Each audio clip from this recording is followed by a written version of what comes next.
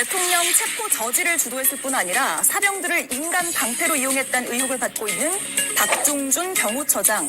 3번의 소환 끝에 드디어 경찰에 출석했습니다.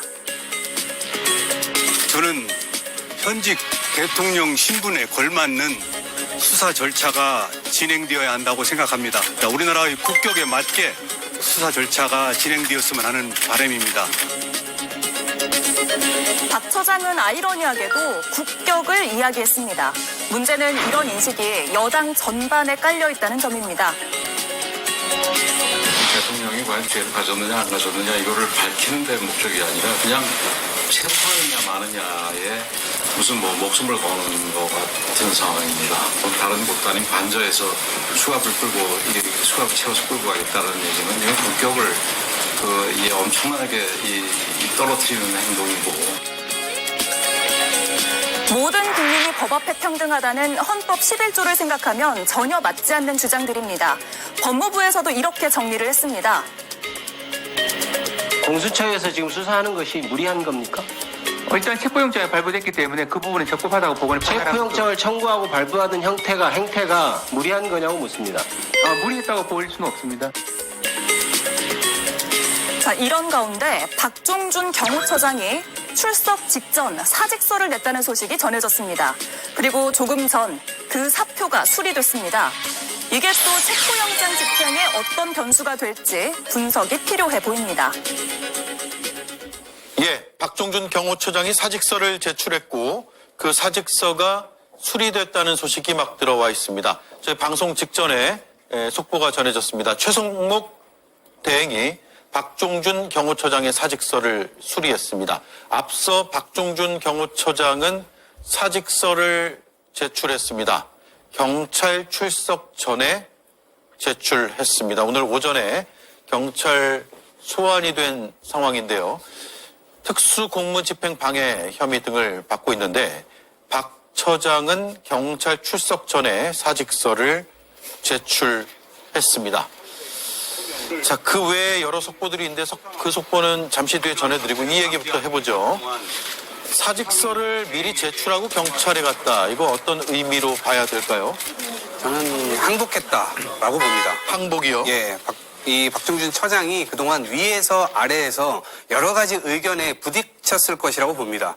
왜냐하면 국힘 내부도 그렇고 비서실도 그렇고 끝까지 버티라는 아마 신호를 줬을 것이라고 저는 생각을 합니다. 예. 그런데 아래에서 직원들 입장에서는 이게 무슨 대의가 있는 것도 아니고 도대체 왜 내란 수괴범을 경호라고 하는 이름으로 우리가 막아야 되는가, 그런 것에 대한 항의, 그리고 이른바 지휘부라고 하는 곳에서 그러한 죄를 저질렀을 때 다 막아줄 수도 없는 것 아닙니까? 직원들이 한 200명 정도 된다고 하는데 예. 이 직원들 개개인이 그 범죄에 대해서 본인들이 다 책임을 져야 되는 사안들입니다. 그렇기 때문에 위에서의 메시지와 아래에서의 메시지가 충돌될 때 본인 스스로도 도대체 어떻게 이거를 해야 되느냐라고 할 때 굉장히 무거운 중압감으로 이것이 다가왔을 것이라고 생각되고요. 그러니까 결국 본인이 이걸 하다가 본인 역시도 지금 책임을 져야 되는 상황으로 이 특수공무집행 방해죄라고 하는 제목으로 좀 몰려가자 본인 스스로 이 부담을 좀 떨치기 위한 것이 아닌가 싶고요. 그래서 저는 일단은 경호처 내부에도 매파와 비둘기파, 그러니까 빨리 이것을 그만두자라고 하는 파가 있고 더 강경하게 우리가 막아야 된다라고 하는 파가 있었을 텐데 네. 전 적어도 경호처장은 약간 비둘기파가 아니었나 생각됩니다. 그래서 이 부담을 좀 떨고자 사표를 냈고 오늘 수리된 것으로 보입니다. 예, 일단 이동학 위원은 박종준 경호처장이 본인의 의사에 따라서 사표를 낸 것으로 판단하고 계시네요. 그렇습니다.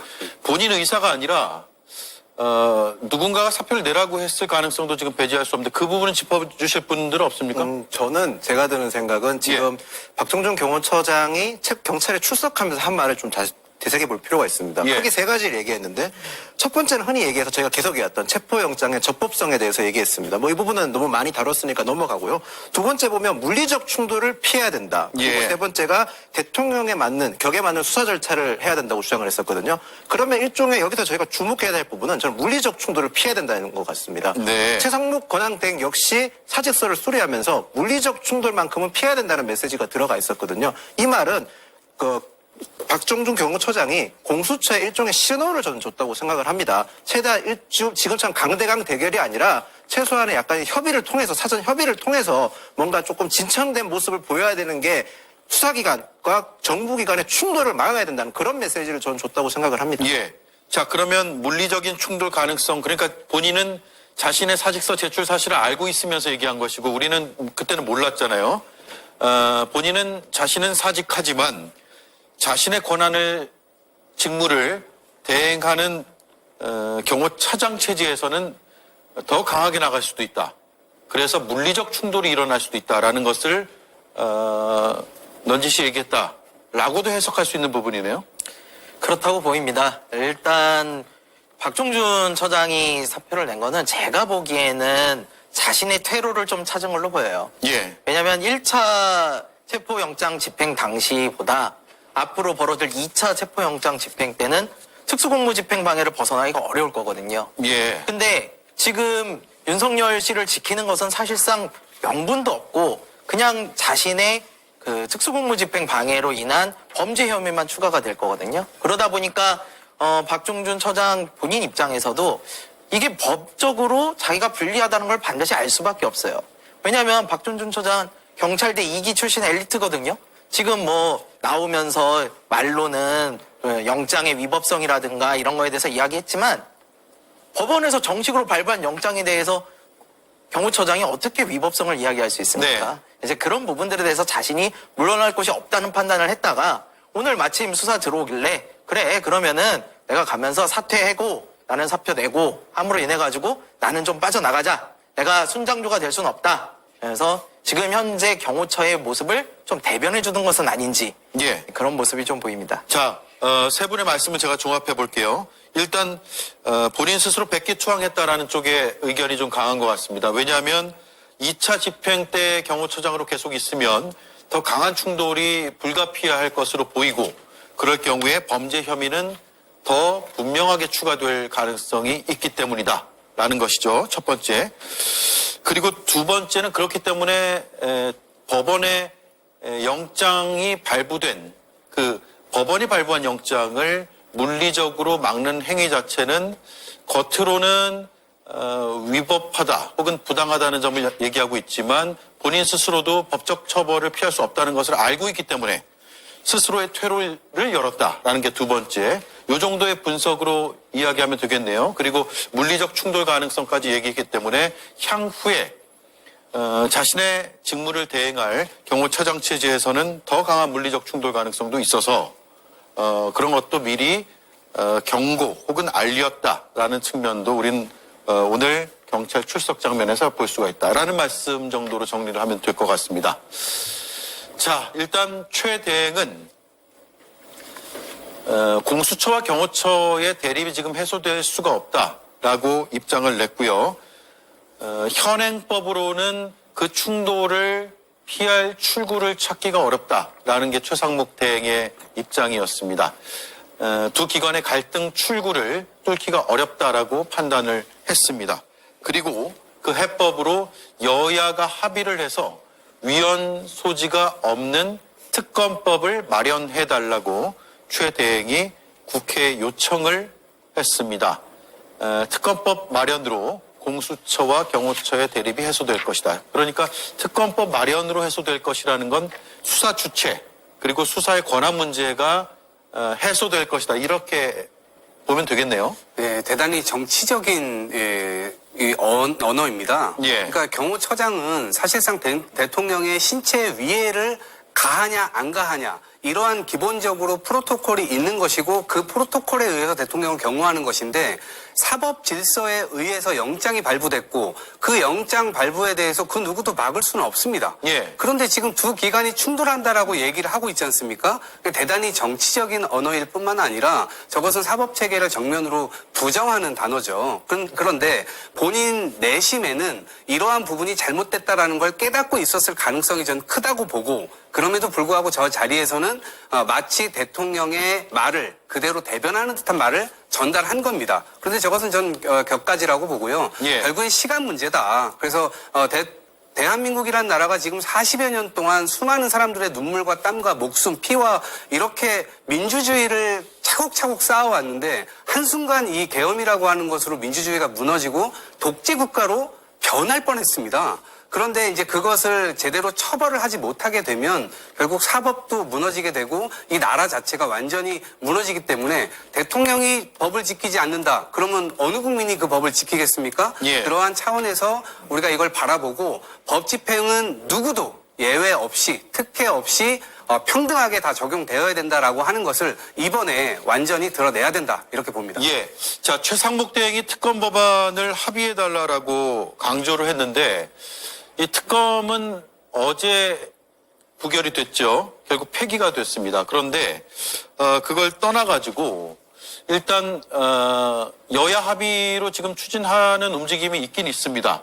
그런데 그것이 거의 유일한 해법이고 현행 법상으로 경호처와 공수처의 충돌은 피할 수가 없다라고 얘기하는 거잖아요. 그러면 특검이 해법이라는 얘기인데 뭐 그 얘기는 맞는 얘기일 수도 있겠지만 특검이 합의가 돼서 법안이 처리가 되고 공포가 되고 특검을 임명하고 그 임명된 특검이 준비 기간을 거쳐서 출범하기까지는 상당히 오랜 시간이 걸린단 말이에요. 그럼 최상목 권한대행의 저 얘기대로 한다면 대통령의 체포 없이 현 상태를 한 달 이상 길게는 2달까지 유지해야 한다는 것으로도 해석해 볼 수 있는데 이에 대한 의견이 있습니까? 예, 최상목 대행이 원래 직위가 뭐였습니까? 경제부총리였습니다. 경제에서 가장 중요한 게 무엇입니까? 심리와 타이밍이거든요. 근데 지금 우리 12월 경제 어땠습니까? 나라의 신용카드 매출액이 거의 35% 정도 떨어졌다고 그래요. 예. 지금 주가도 엄청 떨어지고 환율은 치솟고 있어요. 근데 이러한 상황을 빨리 해결해야 될 경제부처의 장이 어떻게 이거를 한 달 이상 더 끌겠다는 이야기를 하는지 너무 무책임한 이야기라고 저는 생각을 합니다. 그리고 국회를 통과하는 것은 기본적으로 통과하는 것 자체가 여야 합의가 된 것이라고 봐야 됩니다. 근데 지금 최상목 권한대행 앞에 단서를 달았어요. 특검을 하는 건 좋은데 여야 합의를 통해서 와라. 그러면은 만약에 특검법이 또 이제 국힘에서 또 반대하는 상황에서 국회를 통과해서 갈 경우에 거부권 쓰겠다는 겁니까? 저는 저 말 굉장히 위험한 발언이라고 보고요. 예. 최상목 대행이 진짜로 나라를 생각한다면 그리고 특검이 진짜 답이라고 생각을 한다면요. 이번에 지금 현재 어쨌든 여야가 좀 합의를 하려는 움직임이 있는 상황에서 법안이 통과가 된다면 그거에 대해서 거부권을 쓰지 않을 것을 지금 즉시 국민 앞에 천명을 해야 된다. 그래서 흔들리는 경제 상황도 좀 잡아야 된다. 이런 말씀 드리고 싶습니다. 예. 자, 그래픽 하나 다시 한번 준비해 주시죠. 자, 그렇게 되면 일단 누가 권한을 대행하느냐. 김성훈 경호처장이 일단은 대행을 하게 되겠죠? 네, 아무래도 자연 순번상 당연히 이제 지휘권이 승계가 될 텐데요. 지금 현재로 봐서는 경호처에서 일단 이탈이나 그런 건 현재로서는 드러난 게 없지만 지도부가 흔들린다는 것 자체로 봤을 때는 추후에 있어서는 입장의 변화가 있을 수도 있을 것 같습니다. 그런데 제가 한 가지 말씀드리고 싶은 것은 최상목 대행 같은 경우는 누차 지금 강조하고 있는 게 경호처와 물리적 충돌을 계속 피해야 된다는 게 중점인 겁니다. 포인트가. 네. 저희가 물론 말씀하신 대로 특검이 출범하는 동안 한 달이 걸리고 시간이 지연될 수도 있겠지만 경호처와 수사기관의 물리적 충돌만큼 비극적인 건 또 없을 수도 있는 거 아니지 않겠습니까? 거기다가 여야가 선출된 권력인 지금 사실상 선출된 권력은 국회 여야밖에 없지 않습니까? 예. 여야가 합의를 한다면 생각보다 특검이 조금 더 빨리 출범할 수도 있고 물리적 충돌도 피할 수 있는 거니까 최상목 대행에 대해서 정치적인 판단이다, 정치적인 언행이라 비판을 하실 수는 있지만 지금 상황에서 최상목 대행이 한 저 언행이나 판단에 대해서는 저는 실타래를 당장에 엉켜있는 실타래를 푸는 데 있어서는 최선의 방식이었다 생각을 합니다. 예. 그 부분에서는 이견이 좀 있네요. 알겠습니다. 자, 그러면 권한을 대행하게 되는 김성훈 경호처장은 어떤 인물인지 혹시 파악되는 내용들이 있습니까? 이분은 늘공입니다. 늘공이라고 하는 건 뭐냐? 시험을 봐서 공무원이 되신 분입니다. 그리고 예. 쭉 경호처에서 몸을 담아왔던 분이고요. 근데 이분이 지금 알려지기로 용현파, 그러니까 전 국방부 장관이었던 김용현 전 장관의 이 하수인이다라고 하는 그런 꼬리표가 붙어 있고요. 또 하나의 또 꼬리표가 붙어 있는데 김건희 라인이다라고 하는 표현이 붙어 있습니다. 예. 그러니까 이분이 지금 강경파로 분류가 되고 있습니다. 그래서 지금 물러난 이 처장과는 조금 입장을 좀 달리하는 그런 입장에 서 있을 수 있다고 보는데 저는 이 지금 어떻게 보면 매파가 앞으로 나와서 이제 이거를 이끌게 되잖아요, 경호처를. 그런데 제대로 이끌 수 있을까에 대한 의문이 있습니다. 왜냐하면 지금 어쨌든 대의 명분이 대통령 쪽에 있지 않습니다. 경호처에 없어요. 그런데 경호처 직원들 자체가 흔들리고 있습니다. 그리고 본인이 늘공이었기 때문에 사실은 경호처라고 하는 사람들이 대단히 숭고한 일을 하는 사람들입니다. 대통령이 되려고 하는 이 많은 사람들 중에 그래도 국민의 어떤 표를 받아서 대통령이 됐고 나라의 중요한 결정, 역사적인 결정을 하는 그 사람을 신체적 위해로부터 완전히 지키는 일을 하는 겁니다. 자신의 목숨을 걸고서라도요. 네. 그런 자부심을 갖고 일하는 사람들인데 지금 하루아침에 불법 위헌적인 계엄을 통해서 지금 국가의 위신이 완전히 추락되었고 그다음에 사법적으로 영장까지 정상적으로 발부되었는데 이 부분 자체를 경호처가 막는다. 신체적 위해도 아닌데요. 이거를 막는 그 명분이 지금 없는 상태에서 밑에서는 굉장히 부글부글 할 겁니다. 그래서 이 부분들을 끝까지 경호차장이란 분이 앞으로 대행을 하게 될 경우라도 책임져 줄 수 없는 일이기 때문에 이 지점에서는 역시 경호처장이 겪었던 그러한 이 의문 혹은 불안함 이런 것들을 차장 역시도 겪게 될 거다 이렇게 생각을 합니다. 예. 자, 김성훈 경호차장이 이동학 위원회 분석으로는 김용현 전 장관 라인, 동시에 김건희 여사의 라인이다. 그리고 상당히 이번 사안에 대해서 강경한 입장을 유지해왔던 인사다라는 것에 대해서는 대체로 동의하세요? 이 김성훈 차장과 이광우 경호본부장 이 두 분이 사실 경호처의 숨겨진 실세로 예. 그동안 계속 이야기가 나왔었어요. 그리고 이 김성훈 차장 같은 경우는 원래 세종시에서 기획조정실장을 하던 인사 기획 파트에 계시던 분이거든요. 그런데 어떻게 갑자기 경호실의 차장급이 됐느냐? 이거는 사실 그 전에 경호처장이었던 김용현 씨에게 굉장히 잘 맞춰줬다. 예. 라는 이야기가 많습니다. 그리고 그걸 넘어서서 사실은 대통령의 술 친구까지 해줄 정도로 굉장히 총애를 받는다. 이런 이야기까지 있어요. 그러다 보니까 굉장히 강성적이고 이제 대통령을 지키기 위해서 다 할 거다라는 생각을 좀 가지고 있다라고 주변에서 평가를 받고 있고요. 이 분이 지금 만약에 권한을 넘겨받아서 갈 경우에는 기존의 박종준 처장일 때보다 좀 더 오히려 경호처가 세게 움직일 수 있다. 그래서 그 기관 간 충돌이 굉장히 우려되는 부분이 있다라는 점을 말씀을 드리고, 근데 지금 김성훈 처장 역시 지금 경찰로부터 3차 출석을 받아놓은 상황이에요. 예, 출석 요구가 있었죠. 네, 내일까지거든요. 예. 내일까지 출석 요구 안 하면은 이 사람 체포해야 됩니다. 예. 이 사람을 체포를 해야지 괜히 일선에 있는 경호처의 말단 직원들끼리 그런 불상사가 생기지 않습니다. 그래서 지금 특수공무집행 방해 혐의를 받고 있는 이분에 대해서 3차 출석 안 할 경우에 경찰이 빠르게 조치를 좀 취했으면 좋겠습니다. 네. 자, 박종준 경호처장이 경찰 출석 전에 사직서를 제출했고 최상목 권한대행은 이를 수리했습니다. 여러 가지 이제 분석들이 나오고 있고 우리도 그걸 다뤘는데 어쨌든 이제는 경호처장의 신분이 아닌 상황에서 지금 이 시각에 경찰 조사를 받고 있는 게 되는 것이죠. 따라서 경찰 입장에서는 오늘 사실 경호처장을 소환한 뒤에 조사하고 나서 체포할 수도 있다 이런 얘기가 나왔는데 체포의 필요성은 좀 떨어졌다라는 분석도 나올 수도 있을 것 같습니다.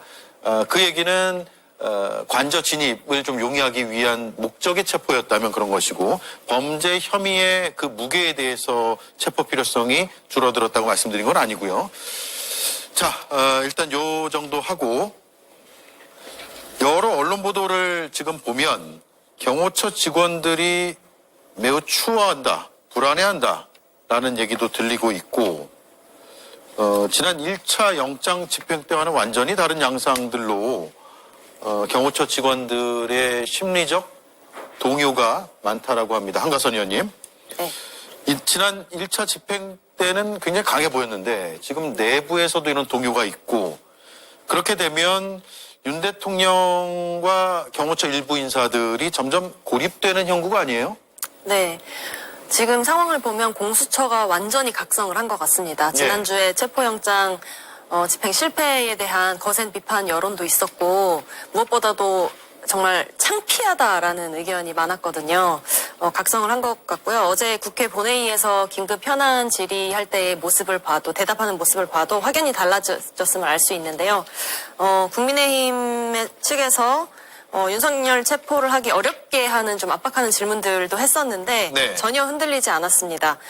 체포영장 집행을 막는 행위에 대해서는 법치주의의 근간을 흔드는 그런 매우 위법적인 상태로 인식하고 있다라고 했고요. 심지어는 국회의원들이 막는다면 그것조차도 현행범으로 체포를 할 수 있다라고 했습니다.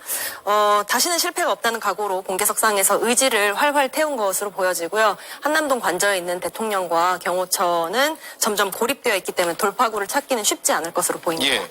그 대통령이 더 고립될 수 있다라는 분석에 힘을 실을 수 있는 근거 가운데 하나가 국방부와 경찰이 지금 경호처의 협조 요청에 대해서 협조를 전부 다 하진 않은 그런 입장을 나타내고 있어요. 그러니까 경호처 입장에서는 그게 제일 뼈아플 겁니다. 사실 경호처가 산하에 두고 있는 부대가 101 경비단, 202 경비단 이렇게 이건 경찰이고요. 그 다음에 55 경비단, 33 군사 경찰단이 있습니다. 이건 수방사 예하인데 둘 다 소속은 경찰청과 군부대지만 수방사지만 지휘권은 경호처에 있습니다. 예. 특히 101 경비단 같은 경우는 별도로 공채 선발을 할 만큼 나름의 자부심이 있고 경호처랑 되게 밀접한 관련이 있는 부대임에도 불구하고 경찰에서 공식적으로 협조를 하지 않고 국방부 역시 지금 협조를 거부하고 있는 상황이거든요. 이렇게 되면 경호처 입장에서는 가용할 수 있는 자산과 병력이 굉장히 줄어들게 됩니다. 그래서 더욱더 고립감이 느껴질 텐데요. 근데 한편으로는 오히려 이렇게 고립감이 강해지면 제가 대통령 경호실이라는 경호처라는 조직을 조금 눈여겨볼 필요가 있습니다. 예. 윤석열 대통령을 경호하는 게 아니라요. 대통령 경호실은 대한민국 대통령을 경호하는 조직입니다. 그렇기 때문에 상당한 자부심이라든지 조직의 특유의 끈끈함이라든지 저희가 모르는 외부적으로서 봤을 때 모르는 특수성이 좀 있기 때문에 어쩌면 더 결속시킬 수도 있는 상황입니다. 그렇기 때문에 누차 말씀드리지만 물리적 충돌을 피하기 위해서 여러 가지 방안을 마련해야 된다. 물론 그렇다고 해서 저는 적법 절차에 발부된 체포영장에 대해서 거부하는 걸 옹호하는 건 아니지만 최소한의 수사기관과 그다음 경호처의 물리적 충돌을 피할 수 있는 방안을 정치권이나 이런 좀 공수처가 조금 더 협의하는 모습을 보일 필요가 있다고 좀 말씀드리겠습니다. 예. 자, 그런데 경호처가 그동안 이제 여러 차례 협의 절차에 있었지만 내용상으로는 물러섬이 없었기 때문에 그게 과연 될 것인가. 특히 경호처장까지 사직서를 쓰고 나갔기 때문에 강경한 경호차장이 물러설 가능성은 글쎄요. 많지 않아 보이는데 김성열 위원님. 네. 내부에서 지금 동요가 굉장히 심하다고 하고 예를 들어 이런 얘기도 한다는 거예요. 자칫하다가 경호처 직원들은 그러니까 경호처에 입사해서 계속 공무원으로 생활하고 있는 경호처 직원들은 불법에 가담해서 내가 이렇게 하다가는 처벌될 수 있구나. 공무원직 유지도 어려울 수 있겠구나. 연금 같은 공무원에게는 굉장히 중요한 이런 향후의 처우, 혜택 이런 것들이 박탈될 가능성도 있겠구나라는 점까지도 걱정하고 있다는 거예요. 실제로 그렇습니다. 왜냐면은 이게 법원의 영장을 거부하는 행위 자체가 불법이라는 거를 사실 다 알아요. 네, 다 아는 상황에서 지금 이렇게 집단이 그리고 개인화기와 같은 위험한 물건을 소지하고 법원의 영장을 물리적으로 막잖아요. 이러면 그냥 공무집행도 아니고요. 특수공무집행 방해가 돼요. 5년 이하의 징역에 처하는 공무집행 방해에다가 가중처벌을 더한다고요.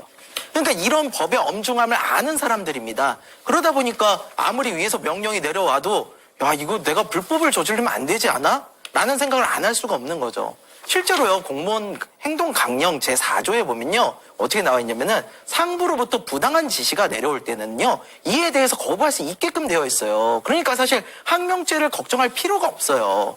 다만 경호처의 특수성 때문에 그런다고는 합니다. 근데 경호처의 특수성을 인정을 해도 지금 경호처에서 하시는 일들은요 나중에 잘못하면 다 법원에서 처벌받을 수 있는 일들이에요. 그래서 저는 말단 이런 경비하는 분들에게 경호하는 분들에게 그런 부담감을 좀 주지 않고 위에 있는 사람들이 좀 터줘야 된다. 누가 터줘야 되느냐? 최상목 권한대행이 터줘야 되고 지금 경호처장 없어졌으니 경호차장, 경호본부장 이런 사람들이 아니 밑에 사람들 시키지 말고 자기가 가서 그럼 직접 막으십시오. 그렇게 정말 자기들이 생각하기에 위법하다. 막았다라고 생각한다면 자기들이 막으십시오. 왜 엊그전 사람들만 시켜가지고 그렇게 막고 있습니까? 저는 그래서 이런 부분들에 대해서는 빨리 좀 정리가 돼야 된다. 그래서 더 이상 우리 젊은이들이 이런 거에 피해보지 않도록 했으면 좋겠습니다. 네. 자, 그리고 한가선 의원님. 네. 지금 굉장히 주목되고 궁금한 부분이 첫 번째 경호차장. 네. 경호처장의 직무를 위임받게 되는 경호차장이 내일 경찰 소환 통보에 응할 것인가가 첫 번째인데 그보다 더 사실 궁금한 게 2차 체포영장이 언제 집행될 것이냐 이거든요. 우리가 뭐 예상할 수는 없죠. 어떤 근거들이 없기 때문에. 그리고 이번엔 굉장히 밀행성을 강조해서 순식간에 들어갈 수도 있다 이런 얘기까지 나오고 있어서 그런데 오늘 오후에 수도권 4개 경찰청 소속의 광역수사단 지휘부가 총소집이 됐다라고 하는데 이게 어떤 의미가 있어 보입니까? 네, 이 정도의 경찰을 총 소집한다는 것은 정말로 체포에 절대로 실패하지 않겠다라는 의지를 다진 것이라고 보고요. 예. 이제 이제 경찰서 산하의 광수단 인력들 어떤 곳들을 이제 소집을 했는지를 보면은 마약범죄 수사대도 있거든요. 예. 시민들이 보시기에는 왜 마약범죄 수사대가 왜 투입되지라고 생각을 하실 수도 있어요. 근데 이곳을 보면은 영화 범죄도시에도 나왔던 네. 마동석이 활동을 했던 곳이잖아요. 체포의 베테랑들입니다. 체포에 가장 최적화되어 있는 분들이기 때문에 예. 이렇게 투입된 것으로 보이고요.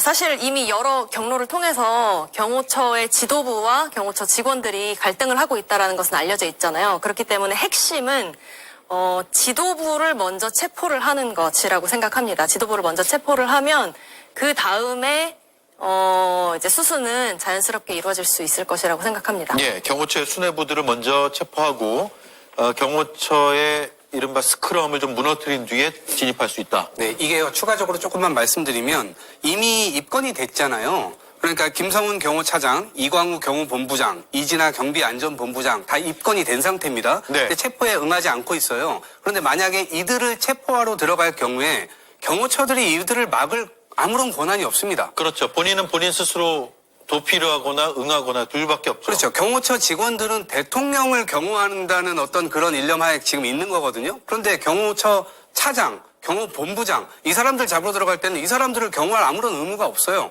그걸 막으면 진짜 그야말로 그것 자체가 불법 행위가 됩니다. 예. 그렇기 때문에 지도부를 무력화할 수 있는 수단은 이미 공수처에서 만들어 놨기 때문에 크게 어려움 없이 지휘부를 무너뜨리는 것은 가능하다라고 보고요. 밑에 직원들도 이미 심리적으로는 무너져 있는 상태라고 보기 때문에 뭐 물리적 충돌을 할 거다라고 사실은 윤석열 대통령 측이나 이쪽에서 위협을 가하고 있는 것이지 이것은 뭐 이렇게 오래 짓는 게 많이 짓는 게가 사실은 사나워 보이지만 실제로는 내용은 없다 이렇게 보고 있기 때문에 공권력이 강력하게 집행을 하면 저는 이번에는 통할 것이다 이렇게 봅니다. 예. 자, 형사기동대가 510명 정도, 마약범죄 수사대가 150명 정도. 그래서 다 합치면 4개 경찰청 산하의 광수단 인력이 1000여 명이 된다고 합니다. 굉장히 베테랑으로 꼽히는 인력들, 경찰들만 모았고 평소 업무 대부분이 무기를 동원해서 저항하는 그런 마약, 조직폭력 범죄자들을 체포하는 임무를 주로 해왔다고 합니다. 네, 대통령 체포영장 집행에 마약범죄 수사대까지 동원한다고 하니 참, 네, 현 상황이 씁쓸하게 느껴지네요. 그리고 대통령도 얼마 전에 반국가 세력이 마약 천국을 만들고 있다.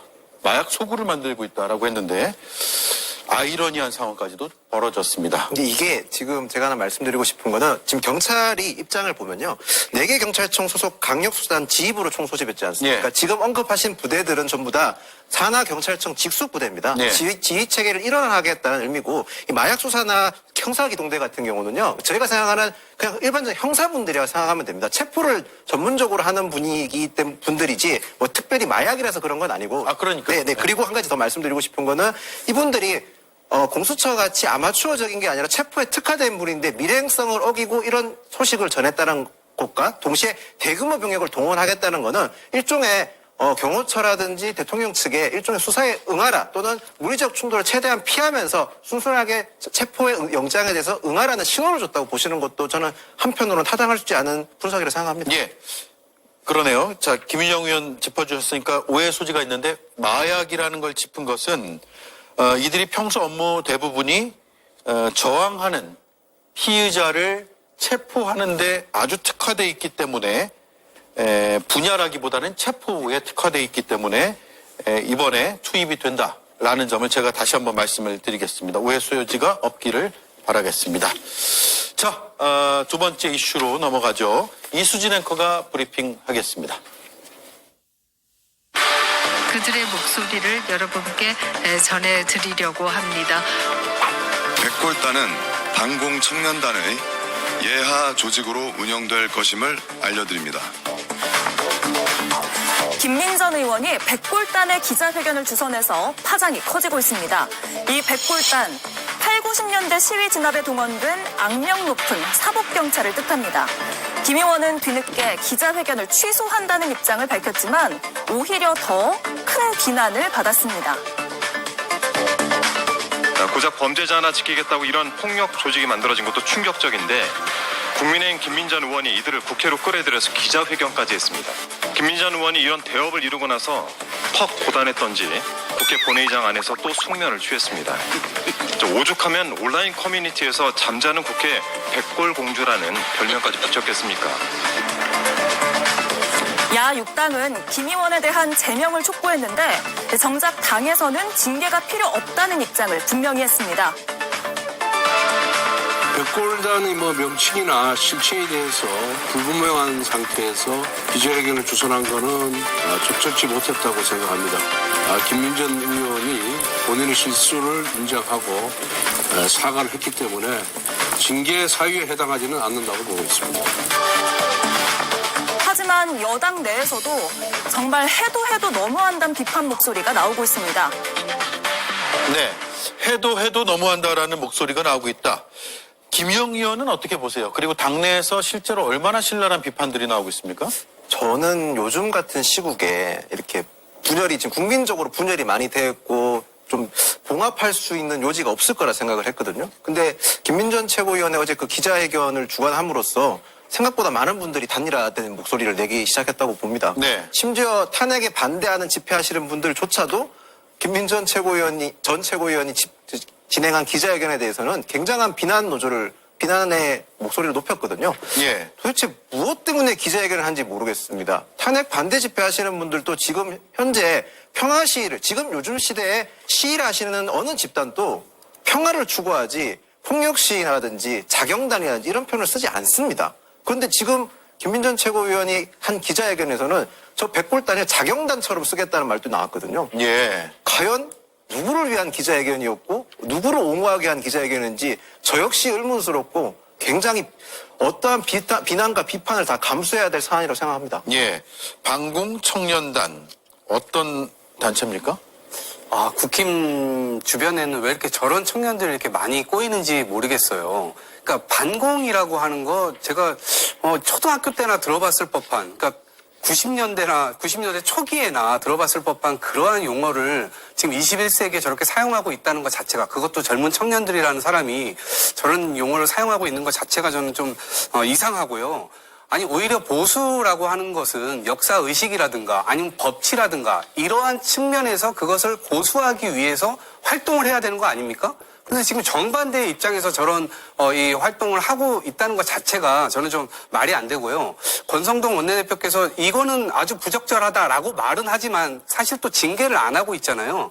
그런 측면에서 뭔가 이 부분에서 말과 행동이 좀 다르게 또 돌아가고 있는 측면이 있어서 내심으로는 필요한 일을 했다고 또 인식을 하고 있지 않을까 이런 이제 우려가 들고 예. 사실은 이 영상에서 김민전 전 최고위원이 영상에서 저 기자회견을 하기 이전에 이미 기자회견문을 검토하는 영상까지 나와요. 근데 검토를 했다고 한다면 여기에 백골단이라는 용어가 자체가 들어가잖아요. 그럼 이것이 굉장히 부적절한다고 하는 것을 이미 인식을 했을 텐데 아무렇지도 않게 이것이 보수를 혹은 국힘을 대표하는 청년들이다 라고 소개를 할 수가 있겠습니까? 예. 이렇게 하는 것이 좀 도저히 이해가 되질 않고, 특히나 저 대표라고 하는 분은 이미 국민의힘에 공천 신청을 했다가 떨어져서 무소속으로 용산에서 출마하셨던 분입니다. 그런데 그런 분이 지금 다시 국힘과 뭔가 윤석열 대통령과 극우적인 활동으로 지금 같이 링크가 되고 있는 그런 장면입니다. 저분이 국힘 쪽으로 들어온 것인지 국힘이 저쪽 극우파로 지금 붙고 있는 것인지는 모르겠으나 대단히 부적절한 쪽으로 지금 이 활동을 하고 있다라는 것은 주지의 사실인 것 같고요. 저 헬멧이 충분한지는 모르겠어요. 엊그저께 관저 앞에 몰려갔던 44명의 국회의원들에게 그대로 저 헬멧 빌려주면 그들도 그냥 백골단 되는 겁니다. 지금 저런 형태로 가서 도대체 국민의 눈높이를 어떻게 맞추겠다고 하는 것인지 저는 헌정 질서의 바깥으로 계속 국민의힘이 나가고 있다 이렇게 생각을 합니다. 예. 백골단이 어떤 곳인지는 뭐 아시는 분들은 잘 아시겠지만 또 생소한 분들도 있을 것 같아요. 일단 민주화 운동을 억압했던 굉장히 상징적인 조직인데, 예, 권위주의 독재 정권의 상징이죠. 머리에는 흰색 헬멧을 쓰고 한 손에는 몽둥이를 들고 한 손에는 작은 방패를 들고 청자켓을 입은 다음에 시위대 한복판으로 뛰어들어가지고 무자비한 폭력으로 시위대를 흐트러뜨리던 공권력으로 포장된 사실상의 폭력 집단, 그게 바로 백골단이었습니다. 예. 더 쉽게 말씀드리면요, 나치 히틀러한테 게슈타포가 있었다면요, 우리나라 군사 독재 정권이 있었던 게 바로 백골단입니다. 네. 우리에게 정말 참담하고 부끄러워서 없어져야 될 그런 역사인데요. 이 독재 정권의 망령이 어저께 국회에서 되살아났어요. 참 정말 어떻게 이럴 수가 있는가라는 생각이 들고요. 심지어 백골단은 그래도 겉으로 경찰이었습니다. 그런데 어저께 나온 그 청년들은요, 경찰도 아니에요. 그렇다면 무엇이냐? 폭력만 쓰겠다는 겁니다. 더 쉽게 말씀드리면 정치 깡패, 조폭, 참관식을 국회에서 성대하게 국회의원이 열어준 거예요. 정말 말도 안 되는 일이고요. 저는 이 국회의원 정말 김민전이라는 분의 자질을 의심하지 않을 수가 없다, 이렇게 말씀을 드리고, 지금 야6당이 제명을 요구하는 거 상당히 상식에 부합하는 일이다. 국민의힘도 더 이상 이렇게 가지 말고 적절한 징계에 동의했으면 좋겠다라는 생각입니다. 예. 자, 그 얘기를 이어갈게요. 야6당이 제명안을 이제 제출했는데 어떻게 전망을 합니까? 우선 앞서 말씀하신 것처럼 백골단이라는 게 상징하는 바가 있잖아요. 우리 근현대사에서 민주주의에 대한 폭력적 억압입니다. 민주화운동 집회 참가자들에게 폭력을 저질렀고 쇠파이프에 맞아서 사망에 이른 열사도 있습니다. 40년 전에 이렇게 길거리를 휘젓고 다니던 백골단을 2025년에 다시 부활시킨다는 것은 우리가 40년 동안 꾸준히 이루어온 민주화의 역사를 통째로 부정하고 다시 짓밟는다는 의사표현이거든요. 그렇기 때문에 이런 사람들을 국회 소통관의 공식적인 석상에서 기자회견 할 수 있도록 한 그런 김민전 의원은 국회의원으로서 일을 할 자격이 없다고 생각을 하고요. 반드시 징계가 필요한 부분이거든요. 예. 그리고 이분이 80년대 대학을 다니신 분이 있잖아요. 그렇기 때문에 백골단을 모를 수가 없는데, 아무리 본인이 민주화운동에 참여를 하지 않았다고 하더라도 주변의 친구들이 맞고 끌려가는 것을 분명히 봤을 텐데, 정말 눈과 귀를 다 틀어막고 친구들이 국가폭력 당하는 것을 애써 무시한 게 아니라면 모를 수가 없다고 생각합니다. 정말 그렇게 눈과 귀를 다 틀어막은 것이라면 공동체를 위한 마음이 애초에 없는 사람인 거고, 만약에 알고서도 이렇게 기자회견을 연 것이라면 국민들에게 거짓말을 하고 있는 것이죠. 예. 이러나 저러나 자격이 없기 때문에 제명을 하는 것이라고 생각합니다. 예. 자, 그러면 다시 한번 들어보죠. 김민전 의원의 이른바 백골단 기자회견 주소 당시 발언 들어보시죠.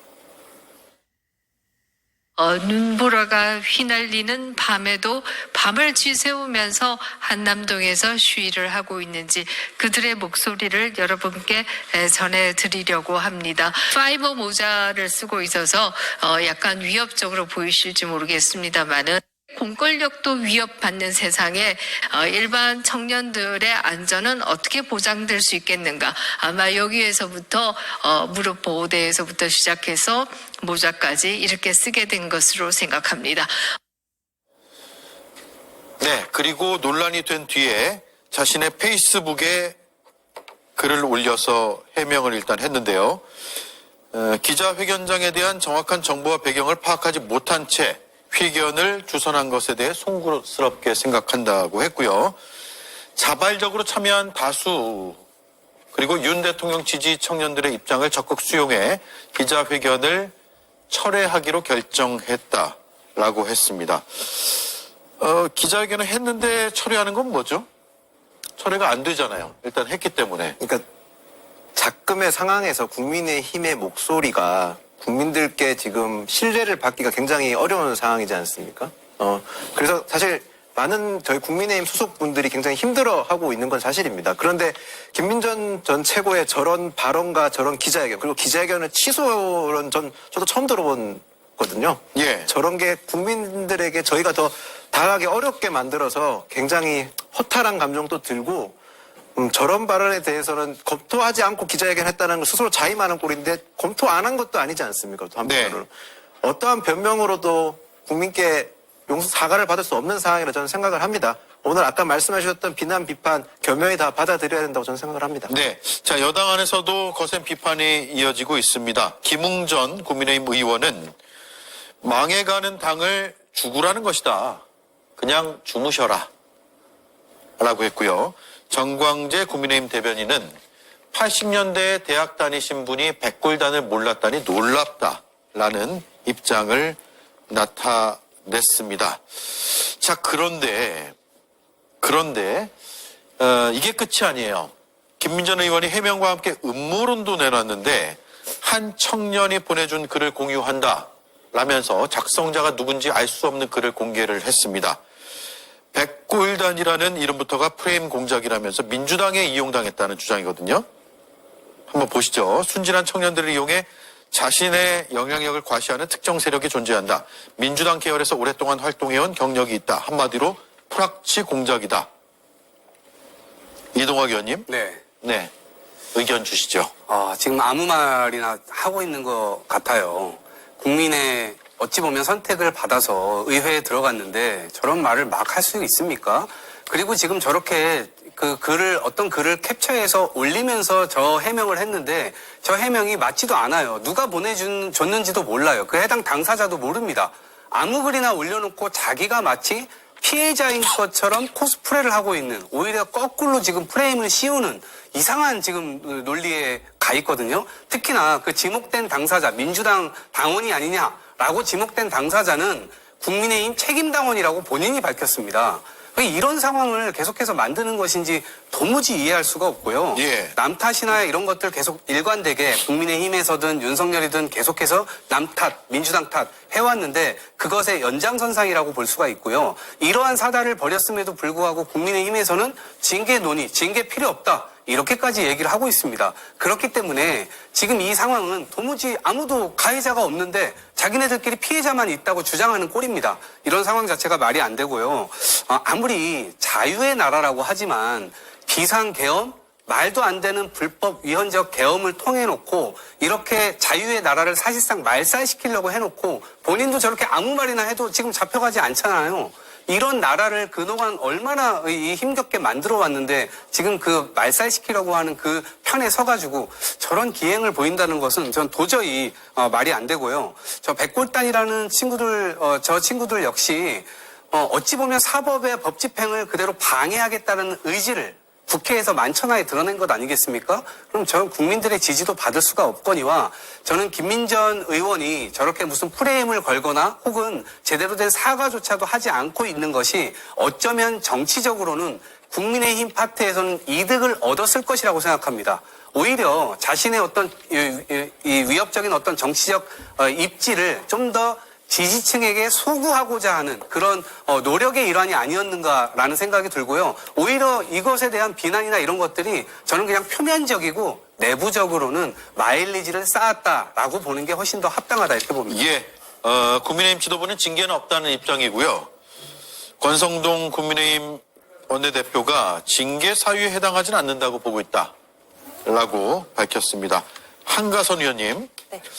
내란 특검법에 찬성표 던졌다고 알려져서 김상욱 의원에게는 탈당을 지금 권유하고 있는데 김민전 의원은 괜찮다. 상대당이기 때문에 비판이 좀 자유로울 수는 있겠지만 이건 상식적인 눈높이에서 한번 이 사안을 논평해 주시죠. 네, 이중자 때도 사실 문제지만 국민의힘이 지금 어느 방향으로 기울고 있는지를 보여주는 장면이라고 생각해서 굉장히 우려스럽습니다. 예. 정당이 아무리 이런 어떤 공동의 가치를 실현하기 위한 정치적 결사체라고는 하지만 그 안에서 다양한 의견이 존재할 수 있는 것이잖아요. 국회의원은 국민들의 의견을 대리해서 의견을 수렴하고 표출을 하는 사람들입니다. 그렇기 때문에 보수를 대표하는 사람들도 우리 5천만 국민이 보수를 지지하는 국민들이 다 똑같은 생각을 하고 있지 않잖아요. 다양한 의견을 표출할 수 있어야 하는데 이런 김상욱 의원에게 탈당 권유를 한 것은 실제로 뭐 물리적인 손을 대지 않았을 뿐이지 입틀막과 똑같은 결과를 보여준다고 생각하거든요. 예. 그렇기 때문에 이런 입을 틀어막는 것도 문제지만 그 틀어막는 방향이 이런 그래도 헌법에 대한 그러니까 비상계엄을 잘못됐다고 말할 수 있는 그런 위헌적이지 않은 그런 발언을 하는 사람에게는 입틀막을 하고 그리고 이런 정말 말도 안 되는 40년 전으로 되돌아가는 독재 정권으로 되돌아가는 그런 상징성을 부활시킨 사람에게는 괜찮다고 하는 이런 정말 큰 문제라고 생각합니다. 방향성이 전혀 잘못됐다라는 지적이시네요. 알겠습니다. 자, 네 분의 말씀을 여기까지 듣고 다음 시간에 또 뵙겠습니다. 금요일입니다. 주말 잘 보내시기 바랍니다. 고맙습니다.